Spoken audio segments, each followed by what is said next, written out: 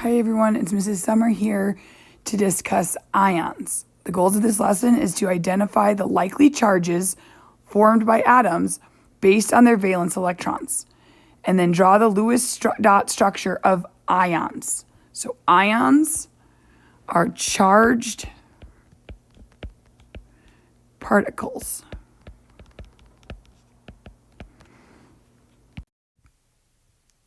Here's some key vocabulary. Elements are neutral in charge. They contained the same number of protons as electrons. An ion is a charged atom or molecule. It is charged because it gains or loses valence electrons. The periodic table helps us find the charge of ions. Valence electrons are electrons located in the outermost shell, or the valence shell of the atom, and they can interact with other elements to form bonds.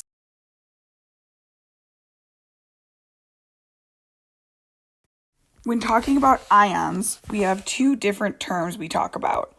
We have the word cation and we have anion. Cations have positive charge. It means they have lost a valence electron. Remember, electrons are negative. If an atom loses one of its negatively charged electrons, its overall net charge would be positive. Cation, the word cat, has a T in it, and if you look at the lowercase t, it looks like a positive sign. Anions are negatively charged. They have gained valence electrons. If you gain a negative charge, your overall charge will be negative. You have more electrons than you have protons.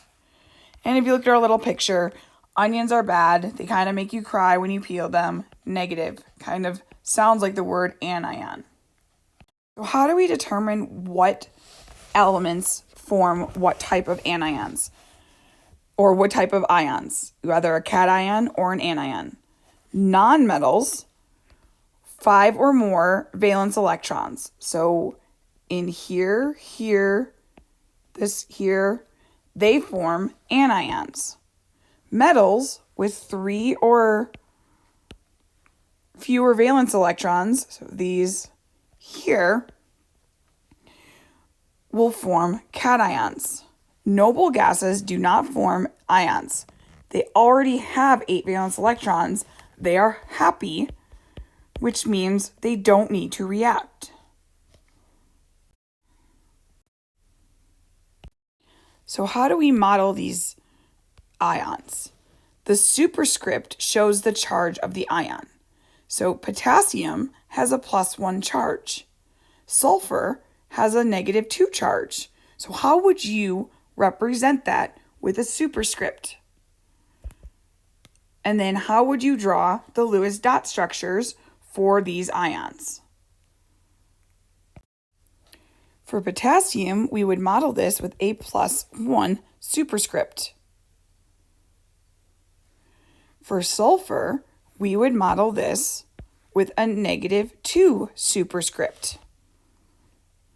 For the Lewis dot structure for potassium, it has 1 valence electron, so there is 1 electron on top.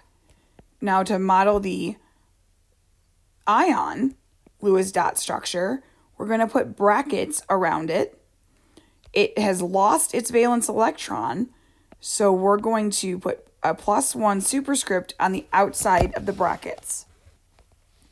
For sulfur, or for oxygen, oxygen's Lewis dot structure looks like this. It has 6 valence electrons.